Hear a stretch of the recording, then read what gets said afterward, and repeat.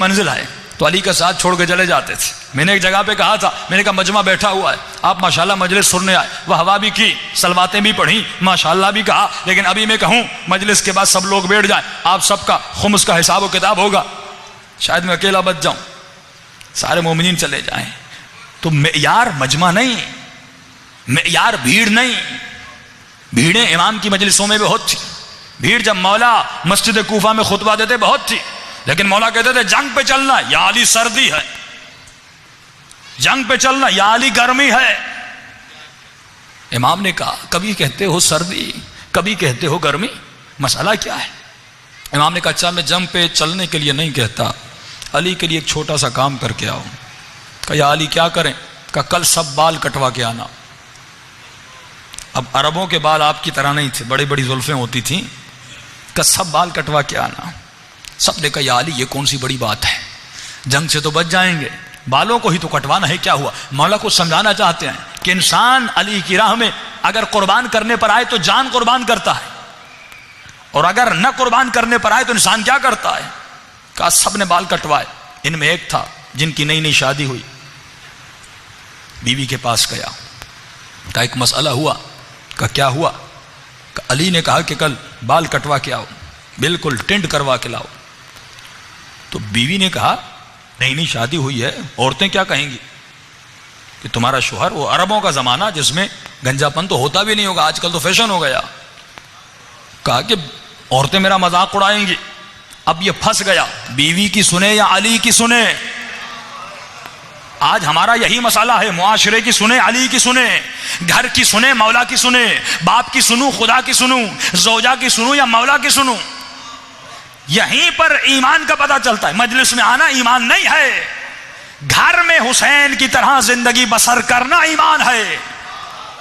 زندگی کے ہر پہلو میں علی کی ماننا ایمان ہے. آفس میں مولا کی ماننی ہے, روڈ پہ مولا کی ماننی ہے, گھر میں مولا کی ماننی ہے. اکثر نوجوان کہتے ہیں قبلہ, والد نے کہا شادی پہ چلنا ہے, اس شادی میں رقص ہے, اس شادی میں گانا ہے, رشتہ دار کی شادی ہے, دو مسئلے ہیں, صلت و رحم کا بھی مسئلہ ہے اور والد کی اطاعت بھی کرنی ہے. خاتون کہتی ہے مولانا میری ماں نے کہا شادی پہ چلنا ہے, جھگڑا ہو جائے گا اگر نہیں چلو گی, رشتہ دار ناراض ہو جائیں گے اگر نہیں چلو گی, رشتہ داری ہے وہ کل ہماری شادیوں میں نہیں آئیں گے, ہم کیسے جائیں؟ قبلہ وہاں پر گانا ہے, وہاں پر حرام کی محفل ہے, وہاں پہ ناچ گانا ہے, میں جاؤں کہ نہیں؟ وہاں پہ مکس گیدرنگ ہے, مرد بھی ہے خواتین بھی ہے, حجاب نہیں ہے تو میں کیا کروں؟ تو اب یہاں پر سوال پیدا ہوتا ہے کیا میں والدین کی بہترامی کروں؟ بھائی بہترامی نہیں کرنی, لیکن اللہ فرماتے ہیں جہاں پر میرا حکم اور والد کا حکم ٹکرا جائے تو تمہیں اپنے رب کی سننی ہے, والد کی نہیں سننی. تم نے مولا علی کی سننی ہے, اپنے والد کی نہیں سننی. بہترامی نہ کرنا, احترام کرنا, لیکن ایک جملہ کہنا بابا میری اماں آپ اپنی قبر میں جاؤ گی, آپ اپنی قبر میں جاؤ گے, میں اپنی قبر میں جاؤں گا, نہ آپ میرے اعمال کے مسئول ہیں نہ میں آپ کے اعمال کا مسئول ہوں. مجھے میرے اعمال کا سوال ہوگا, آپ سے اپنا سوال ہوگا قیامت کے دن, نہ آپ مجھے بچانے آئیں گے نہ میں آپ کو بچانے آؤں گا. اگر میں اللہ کی سنوں گا تو خدا مجھے وہاں پر بچائے گا بھی. تو یہ دو چیزیں جب ٹکرا جاتی انسان پریشان ہو جاتا ہے, کروں تو کیا کروں. اس نے بیوی نے کہا بھائی اگر بال کٹوائے تو پھر کل سے گھر نہیں آنا. اب پریشان ہو گیا کیا کرے. اب بیوی کو کہا سمجھنے کی بات ہے, ہم سب نے علی سے وعدہ کیا ہے کہ بال کٹوا کے آئیں گے, ورنہ علی تو جنگ پہ لے جائیں گے, جو کاٹ کے نہیں آیا وہ جنگ پہ جائے گا. بیوی نے کہا ایک بیچ کا راستہ بتاتی ہوں. کہا کون سا راستہ؟ کہا دیکھو بالوں کو چھوٹا کرو, مکمل مت کاٹو, چھوٹا کر کے ایک سفید کپڑا اپنے سر پہ باندھ دو. علی کو کیا پتا, اب جس کی یہ وہ ہیں جو علی ولی اللہ کہہ رہے تھے, معرفت نہیں تھی. علی کے لشکر میں تھے, معرفت نہیں تھی کہ علی کو نہیں پتا کپڑے کے نیچے کیا ہے. وہ جو زمین کے علوم سے زیادہ آسمان کے راستوں کو جانے, اسے یہ نہیں پتا کپڑے کے نیچے کیا ہے. اس مرد غافل نے بھی یہی کیا, تھوڑے سے بال کاٹے اور اپنے سر پہ ایک سفید کپڑا باندھا. اور بیوی نے کہا پہلی صف میں کھڑے مت ہونا, دوسری تیسری صف میں کھڑے ہو جانا. علی کو کیا پتا, فرمایا یہ دوسری تیسری صف میں کھڑا ہو گیا اور سر پہ جنگی ٹوپی بھی پہن لی.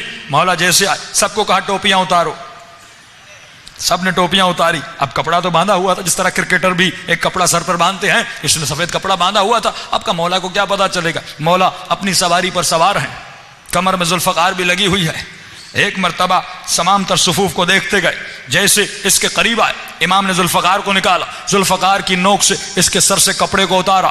امام نے کہا جب تو علی کی راہ میں اپنے بال قربان نہیں کر سکتا تو کبھی اپنی جان کی بات نہ کیا کرو۔ یہ راستہ قربانی مانگتا ہے۔ آج مسئلہ یہی ہے کہ مومن اپنا پیسہ قربان نہیں کر سکتا، چند بال قربان نہیں کر سکتا کہ بھائی قبلہ داڑھی رکھوں گا تو 10 سال بوڑھا دکھتا ہوں۔ بھائی جنت میں ہمیشہ کے لیے جوان رہنا ہے کہ نہیں؟ جنت میں ہمیشہ کے لیے جوان رہنا ہے تو اپنا چہرہ ایسا بناؤ۔ میری عادت نہیں کہ میں ڈانٹوں، کیونکہ داڑھی پہ میں زیادہ بات پہ نہیں کرتا، کیونکہ پھر سارے مومنین جن کی داڑھی نہیں ان کو دیکھتے ہیں۔ یہ ایک عجیب یہاں پر برائی ہے، وہ بندہ بیچارہ ظاہر ہو جاتا تو گھبرا جاتا ہے کہ مولانا میرے لیے مجلس پڑھ رہے ہیں۔ ایسی کوئی بات نہیں، کیونکہ کچھ کے اعمال باطن کے ہیں، کچھ کے اعمال ظاہر کے ہیں۔ ہو سکتا ہے کوئی داڑھی نہیں رکھ رہا لیکن دوسرے اعمال میں بہت اچھا ہے۔ یہ تمام تر اعمال کا مجموعہ ایمان بنتا ہے۔ یعنی یہ اگر 10 مارکس اس کو لینے ہیں، اس نے 9 تو لے لیے، 1 مارک نہیں لیا، اور مولا فرماتے ہمارا چاہنے والا وہ ہے جو کوشش کرے 10 کے 10 مارکس لے۔